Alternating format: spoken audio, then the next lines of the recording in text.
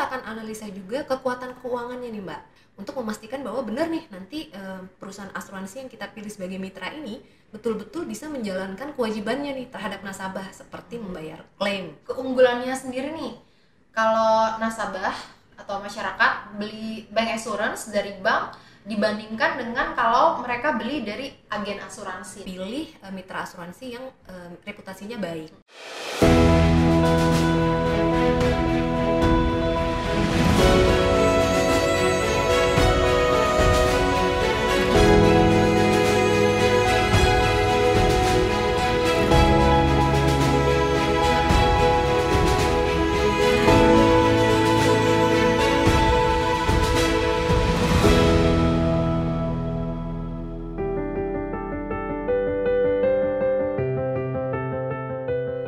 Assalamualaikum warahmatullahi wabarakatuh. Bareng lagi di Hijrah Podcast, My Hijrah, My Story, My Adventure. Gimana nih teman-teman? Semoga semuanya sehat-sehat ya, karena masih pandemi. Nah, di Hijrah Podcast episode 12 ini masih bareng aku Erlina. Kita bakal bahas nih tentang bank assurance. Mungkin teman-teman semua udah nggak asing lagi nih dengan istilah bank assurance. Makanya sekarang kita udah ngundang langsung pakarnya nih, banker syariah dengan Mbak Keista Sutra Bening. Apa kabar Mbak Keista? Alhamdulillah baik. Ya. Mbak Erlina gimana, sehat? Alhamdulillah sehat. Semoga kita seterusnya juga tetap sehat ya di masa pandemi ini. Nah sekarang langsung aja nih, aku mau tanya nih tentang bank assurance. Mungkin di luar sana ada istilah asuransi dan juga bank assurance ya Mbak Keista ya. Jadi pertanyaannya nih, istilah asuransi dan bank assurance ini apa sih bedanya? Terus karena kan namanya mirip sekali ya, apakah ini produk yang sama, beda, atau gimana nih, boleh dijelasin bareng? Oke, jadi sebenarnya asuransi sama bank assurance itu beda ya. Jadi kalau asuransi itu adalah produknya, gitu ya, jenis produknya produk asuransi. Tapi kalau bank assurance dia adalah kerjasamanya. Jadi kerjasama antara bank sama perusahaan asuransi itu disebut dengan bank assurance. Nah, dalam kerjasama bank assurance itu bank itu akan menawarkan atau memasarkan produk-produk dari mitra asuransi rekanan bank.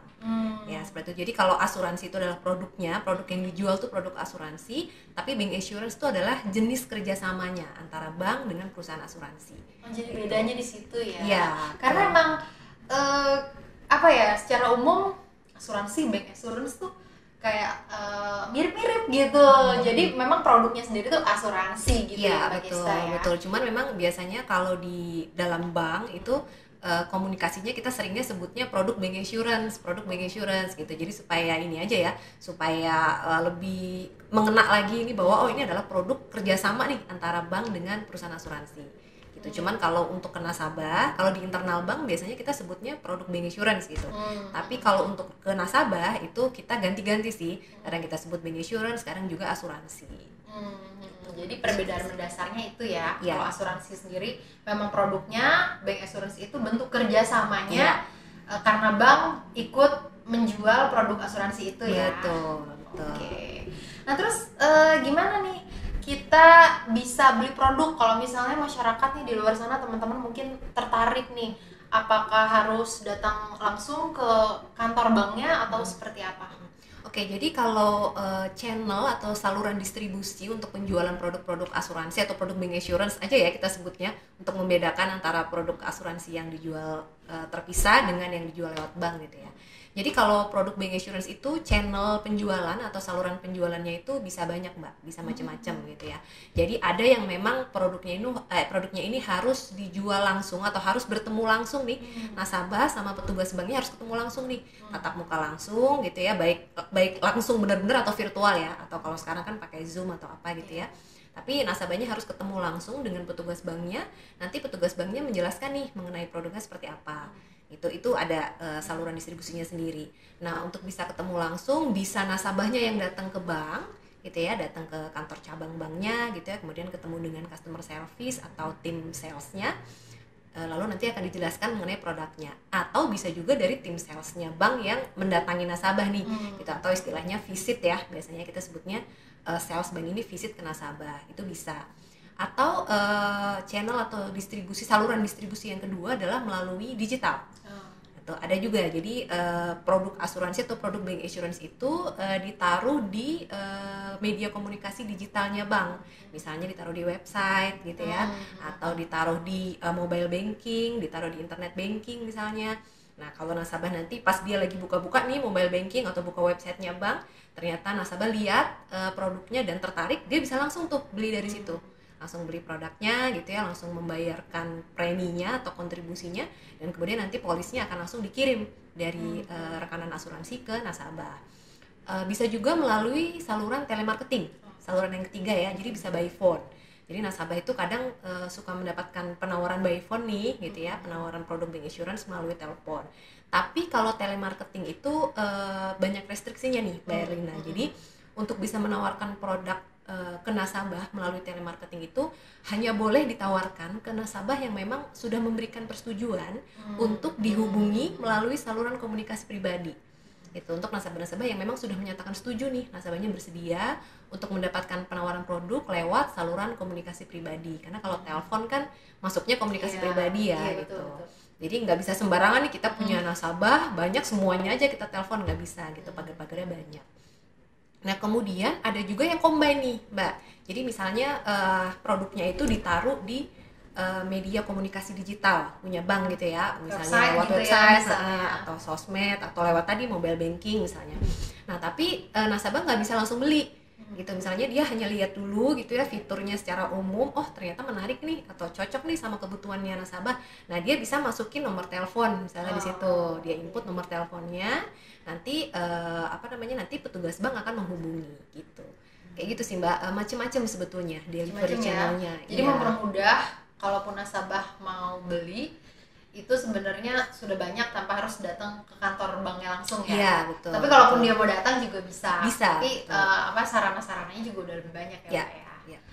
Nah, terus keunggulannya sendiri nih, kalau nasabah atau masyarakat beli bank insurance dari bank dibandingkan dengan kalau mereka beli dari agen asuransi. Nah, ini keunggulannya ini seperti apa? Oke, kalau keunggulan dari bank insurance sendiri sebenarnya Mbak, yang pasti adalah ketika bank itu menjalin kerjasama nih bank insurance dengan mitra asuransi gitu ya, pastinya mitra asuransinya sudah kita pilih nih, udah disortir gitu ya, kita udah cek dulu, kita pastikan mitra asuransinya punya reputasi yang baik gitu ya, kita cek gitu apakah dia pernah punya apa tuh istilahnya ya, image yang kurang gitu ya, kurang bagus di masyarakat atau apa, itu kita filter dulu.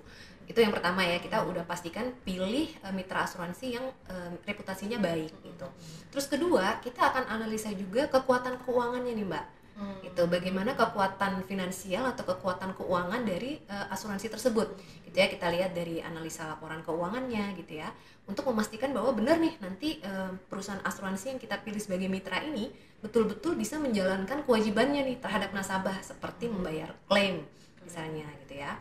Itu keuntungan yang kedua ya, bahwa kalau lewat bank insurance itu mitra asuransinya tuh insya Allah yang udah teruji lah ya, teruji dan terbukti gitu ya, pasti udah bagus lah. Melalui tahap-tahap ya Mbak. Betul, jadi nasabah nggak perlu sortir sendiri asuransinya, udah disortirin sama bank. bank. Iya, apalagi kalau nasabah itu sendiri juga nasabah bank ya, jadi dapat keuntungan dari dia sebagai nasabah dan juga dia bisa buka asuransi di bank itu sendiri. Betul, jadi nggak perlu kemana-mana nih, nggak perlu datang ke asuransinya langsung gitu.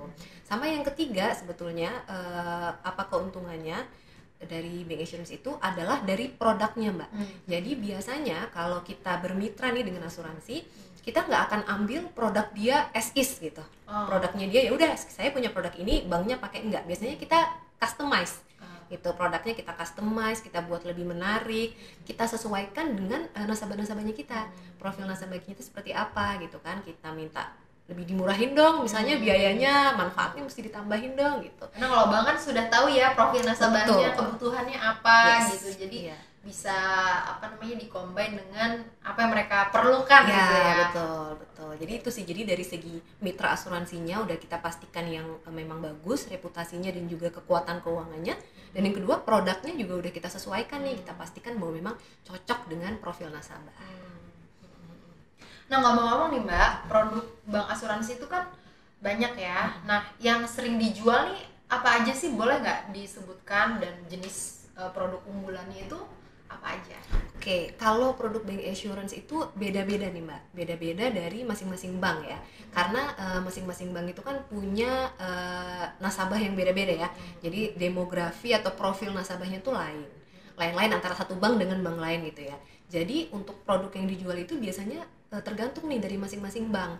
Bank ini akan melihat dulu nih demografi nasabahnya dia tuh seperti apa, usianya di berapa sih gitu ya, misalnya pekerjaannya seperti apa dan yang lain-lainnya ya dari profil-profilnya itu, baru kemudian nanti banknya akan menentukan nih, oh oke, saya mau jual produk ini nih, produk ini yang paling cocok nih dengan profil nasabahnya di bank tersebut gitu. Dan bisa juga dalam satu bank itu punya banyak Mbak, nggak hanya ada satu produk gitu.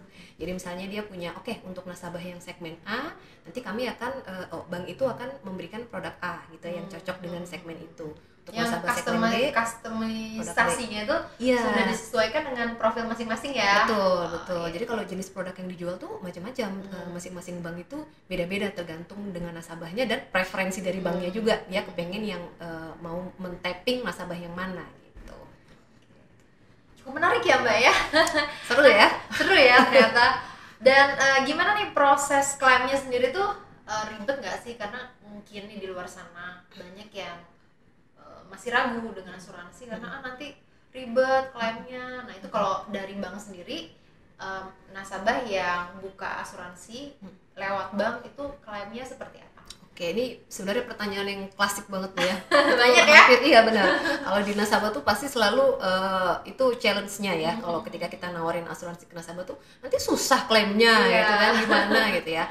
Sebenarnya sih kalau kita bicara tentang bank insurance tadi ya, tentunya kalau produk-produk bank insurance ini klaimnya akan lebih mudah karena nasabah tuh biasanya akan datang ke banknya gitu ya. Kadang-kadang kalau misalnya, apalagi kalau memang nasabah itu sudah existing ya di bank tersebut, kan dia sudah biasa nih transaksi di bank itu, mungkin udah kenal dengan beberapa petugasnya gitu ya, CS-nya atau apa, dia akan lebih enak nih. Misalnya dia mau klaim atau keluarganya mau klaim gitu ya, itu dia tinggal datang ke banknya aja, bisa datang ke banknya, nanti dari banknya akan dibantu untuk disampaikan ke mitra asuransi, itu bisa. Atau kalau nasabahnya mau langsung ke mitra asuransinya juga bisa. Jadi fleksibel nih, nasabah mau langsung ke asuransinya mungkin kan biar lebih cepet gitu ya, langsung aja ke mitra asuransinya, atau boleh juga kalau mau dibantu lewat bank gitu ya. Nah tapi sebenarnya Mbak Erlina, ada beberapa poin penting nih yang mesti diperhatikan sama nasabah supaya nanti proses klaimnya itu berjalan lancar. Gitu ya. Yang pertama adalah harus dipastikan dulu dokumen-dokumen klaimnya itu lengkap. Gitu ya. Jadi biasanya kita bisa lihat di polis atau lihat di formnya. Jadi di dalam formulir klaim itu biasanya di checklist tuh Mbak. Gitu disediain tuh. Oke, kalau mau klaim ini yang perlu disediakan adalah data ini. Jadi di awal ya. Di awal, betul. Di awal tuh dicek dulu. Atau misalnya nasabah bisa telepon nih ke call centernya asuransinya, tanya dulu nih misalnya mau klaim, itu dokumen yang dibutuhin apa aja. Nah kalau dia di awalnya dokumennya itu udah lengkap, insya Allah sih prosesnya cepat. Itu karena kadang-kadang yang bikin lama itu tektokan kurang dokumen itu Mbak, gitu ya. Jadi kan udah kirim nih ke asuransinya, oh ternyata kurang ini atau ada yang salah. Nah kadang-kadang mitra asuransi kan menyampaikan kekurangannya itu via phone atau via email. Nah kadang kan kita nggak baca gitu ya email ya, kelewat atau masuk ke spam gitu ya, atau telepon juga aduh sibuk nggak keangkat. Nah itu tuh yang biasanya bikin lama gitu, prosesnya jadi lama gitu. Jadi supaya proses klaim itu lebih lancar, di awal itu pastikan dulu dokumen klaim kita udah lengkap sama berarti nasabahnya juga harus teliti juga ya. Betul, pihak bank sama nasabah tuh harus sama-sama melakukan pengecekan. Yes, betul. Kalau nasabahnya via bank nanti bisa dibantu nih sama customer service untuk bantu cekin lagi nih dokumen klaimnya udah lengkap atau belum. Nah, sama yang kedua sebetulnya Mbak, supaya klaim itu berjalan lancar, itu pastikan bahwa memang klaimnya itu sesuai dengan ketentuan polis. Gitu. Jadi memang ini bisa diklaim nggak sih? Kan kalau polis asuransi itu kan dia biasanya punya rinciannya ya. Jadi manfaat yang di cover tuh apa aja nih, satu yang bisa diklaim tuh apa aja nih, 1, 2, 3. Terus dalam kondisi apa ini bisa diklaim gitu. Nah, pastikan bahwa memang manfaat yang mau diklaim itu sudah sesuai sama polis gitu. Kadang-kadang kalau nggak sesuai, nah ini nih yang menyebabkan jadi lama dan nasabah jadi kecewa nih. Karena udah ngajuin tiba-tiba kok ditolak gitu kan. Oh ternyata karena memang nggak sesuai dengan yang tercantum di polis. Itu sih Mbak untuk klaimnya. Jadi nggak ribet ya Mbak sebenarnya. Yang penting di awal tuh prosesnya jelas, harus teliti juga, baca ketentuannya gitu ya. Iya betul. Oke. Nah terus gimana nih tipsnya memilih produk asuransi yang baik atau yang kira-kira sesuai gitu dengan kebutuhan nasabah ya. Kalau tips produk asuransi sih, kalau tips umumnya nih Mbak ya, yang pertama tuh pernah dengar istilah ini nggak? Pahami yang Anda beli dan beli yang Anda pahami. Gitu ya. Jadi ketika kita beli produk asuransi, pastikan bahwa memang kita memahami nih produk yang kita beli ini produk apa, biayanya berapa gitu ya, manfaatnya apa aja, apa yang di cover, apa yang enggak gitu ya. Pastikan kita pahami apa yang kita beli. Dan pastikan memang kita beli yang kita pahami aja. Jadi misalnya kita dapat penawaran produk asuransi nih, entah dari telepon, dari agen atau dari bank ya, paham nggak sih kita nih sebagai nasabah ya dengan produknya. Kalau memang kita ngerasa ini apa ya, kok saya nggak ngerti ya, kok rumit ya, itu mending jangan dulu, atau kita pahami dulu, kita minta penjelasan lebih detail gitu. Jadi pahami yang kita beli yang kita pahami gitu. Itu satu, itu untuk mencegah tadi kekecewaan tadi tuh Mbak gitu, karena kita nggak paham nih dengan apa yang kita beli, akhirnya pas kita mau klaim ternyata nggak bisa, pas dibaca lagi oh iya emang ternyata ini nggak di cover dan semuanya. Kayaknya umum gitu ya, banyak itu ya umum banget, betul betul itu jadi umum banget gitu. Nah itu tipsnya secara umum gitu ya. Jadi pastikan memang ketika kita beli produk pahami gitu, jangan karena yang nawarin temen gitu ya, atau yang nawarin kenalan gitu jadi iya aja, benar. Nggak apa-apa kalau emang niat pengen ngebantu, nggak apa-apa kita beli, tapi pastiin kita paham gitu dengan produknya. Nah sama yang kedua ya itulah, sesuaikan dengan kebutuhan dan kemampuan gitu. Jadi kita butuhnya apa, kadang ada produk yang ditawarkan bagus banget gitu ya, fiturnya banyak, bisa cover ini, tapi kita butuh nggak sih, apa benar semua manfaatnya itu kita butuhkan gitu. Jadi memang pilihlah produk yang memang kita benar-benar butuh, sesuai dengan kondisi kita dan sesuai dengan kemampuan. Biayanya tadi gitu kan, jadi biayanya berapa, karena asuransi itu kan produk jangka panjang ya Mbak, jadi biasanya kontribusinya itu kita harus bayarkan dalam jangka panjang. Jadi kalau misalnya nggak sesuai dengan kemampuan keuangan kita pada saat itu, takutnya jadi nggak sustain nih, di tengah jalan kita jadi nggak bisa lanjut bayar kontribusinya dan nggak bisa dapat manfaatnya gitu. Jadi pastiin memang sesuai sama kebutuhan kita dan kemampuan keuangan. Ya, terus menurut Mbak Gesta nih, ini kan sekarang lagi masa pandemi ya, masih ramai lah gitu dengan berbagai kondisi pandemi ini. Nah, orang tuh kan harus lebih cermat nih mengatur pos-pos pengeluaran, terus juga ada pos tabungan ditambah, terus pos belanja dikurangi gitu ya secara umum ya. Betul. Nah, terus menurut Mbak Gesta sendiri nih, pos bank assurance ini tuh termasuk yang perlu ditambah atau dikurangi nih di masa-masa pandemi ini? Oke. Sebenarnya tadi balik lagi kepada kebutuhan sih ya, kita butuh atau enggak gitu. Kalau misalnya memang produk itu masih kita butuhkan, ya kita tetap gitu ya, kita tetap punya produknya, atau kalau belum kita beli gitu ya. Cuman kalau memang ternyata karena ini kondisi kan lagi seperti ini ya, mungkin dulu kita awalnya punya produk asuransi banyak gitu ya, dengan manfaat yang banyak gitu, tapi ternyata karena kondisi pandemi pendapatan kita turun nih misalnya gitu, sehingga kan harus dipangkas nih pos-pos pengeluaran. Mungkin dari produk bank insurance itu atau produk asuransi bisa ada beberapa yang kita kurangin gitu, misalnya kita kurangin manfaatnya, kita turunin manfaatnya gitu ya, yang tadinya sekian rupiah kita turunin jadi manfaatnya sekian rupiah gitu ya, supaya nanti biayanya juga bisa turun gitu kan. Atau mungkin kita kurangin, misalnya kita punya produk yang manfaatnya banyak, ada kasih coverage atau kasih perlindungan di A, di B, di C, mungkin kita bedah lagi nih yang bener-bener kita perlu ini yang mana nih, yang A, yang B, apa yang C gitu. Oke, mungkin pada saat pandemi ini kita yang B aja dulu deh gitu, yang A sama C nya kita stop dulu misalnya. Nanti ketika situasi udah membaik, kita bisa upgrade lagi nih supaya punya manfaat yang lain. Ya betul, cuman memang jangan dihilangkan sama sekali sih, karena memang asuransi itu sangat dibutuhkan ya. Saya suka dengar istilah gitu ya, atau ucapan katanya orang tuh butuh asuransi nggak sih gitu ya, terus dijawab bahwa yang tidak butuh asuransi itu hanya yang tidak bisa sakit dan tidak bisa meninggal katanya, baru dia nggak butuh gitu. Jadi selama masih bisa sakit, selama masih bisa ada risiko meninggal dunia, maka butuh asuransi ya. Berarti sebenarnya semua orang tuh butuh ya, karena asuransi itu kan seperti ban serep ya, seperti kita bawa mobil, kita punya ban serep gitu. Jadi kalau ada apa-apa di jalan, kita punya nih punya cadangan nih, punya plan B untuk bisa kita melanjutkan perjalanan. Tapi kalau misalnya seringnya tuh keberatan dari nasabah kan juga gitu ya, asuransi tuh kayak beli angan-angan nih Mbak gitu kan. Kita bayar sesuatu tapi kita dapetnya apa ya, kalau saya meninggal gitu. Kalau enggak rugi dong. Tapi kan siapa yang tahu? Betul, sama seperti Bang Serap tadi gitu ya. Kita udah beli, kalau ternyata di jalan aman nggak apa-apa, ya nggak apa-apa, alhamdulillah gitu kan. Tapi yang penting kita udah siap gitu. Nah makanya balik belinya tadi harus sesuai kemampuan tadi tuh Mbak, sesuai kemampuan gitu. Jadi supaya kita nggak menganggap bahwa aduh saya udah keluar uang banyak gitu ya. Itu anggap aja sebagai pengeluaran gitu ya. Sesuatu yang kayak kita beli makan atau bayar listrik ya udah gitu. Sesuatu yang jangan diharapkan untuk kembali gitu ya. Karena kan memang itu adalah suatu proteksi ya. Rasa aman lah yang rasa aman, rasa proteksi itu yang kita butuhkan atau kita dapatkan gitu. Jadi dalam situasi pandemi ini sih kalau menurut saya tetap ya jangan kalau dikurangin mungkin boleh gitu ya tapi jangan dihilangkan tapi gitu jangan ya. dihilangkan, dievaluasi lagi boleh tapi jangan dihilangkan karena itu penting selama masih bisa sakit dan masih bisa punya resiko tutup usia berarti masih perlu produk asuransi. Ini ternyata kita kupas walaupun singkat tapi isinya insya Allah daging semua ya Mbak, jadi menambah wawasan tentang asuransi dan bank assurance itu sendiri. Jadi intinya asuransi itu balik lagi kepada kebutuhan orang masing-masing dan juga kemampuan ya.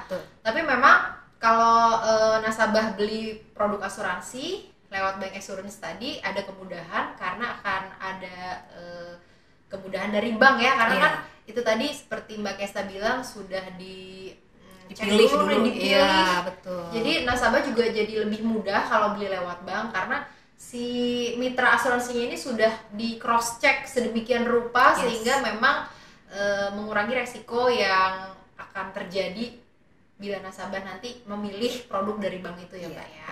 Betul. Ini menarik banget ya, mudah-mudahan teman-teman semua di rumah dapat manfaat dari podcast kali ini. Yang masih ragu mau ambil asuransi dari bank assurance, karena sekarang kebutuhan perbankan itu banyak sekali ya Mbak ya. Jadi cukup jadi bisa jadi opsi nih bagi nasabah di luar sana yang mau membuka asuransi dari pihak bank gitu ya Mbak ya. Betul sekali. Jadi memang asuransi itu basic banget ya Mbak. Jadi jangan jauh-jauh kita mau investasi gitu ya, beli produk-produk investasi untuk jangka panjang kalau proteksinya kita nggak punya. Karena kita beli untuk jangka panjang tapi di tengah jalan ada risiko, itu nggak akan tercapai. Jadi basicnya itu asuransi. Jadi jangan takut beli asuransi ya. Ayo datang ke bank, ya. Komunikasi sama tim salesnya bank, insya Allah nanti akan dibantu. Mulai sekarang nih. Betul. Oke Mbak Kesta, terima kasih banyak. Ini alhamdulillah mudah-mudahan jadi bermanfaat juga buat teman-teman yang nonton.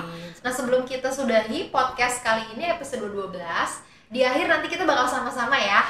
Aku akan ngomong nanti Hijrah Podcast. Nanti kita berdua bakal ngomong My Hijrah, My Story, My Adventure. Oke. Ini ada tambahan lagi mungkin dari Mbak Kesta? Nggak ada sih, itu aja. Terima kasih. Terima kasih Mbak Kesta ya. Sama-sama. Oke, kita lanjut aja untuk sama-sama ngeyel nih. Ya. Yel dulu biar semangat ya. Madep ke kamera, kita sama-sama ngomong. Hijrah Podcast, My Hijrah, My Story, My Adventure. Oke, assalamualaikum warahmatullahi wabarakatuh.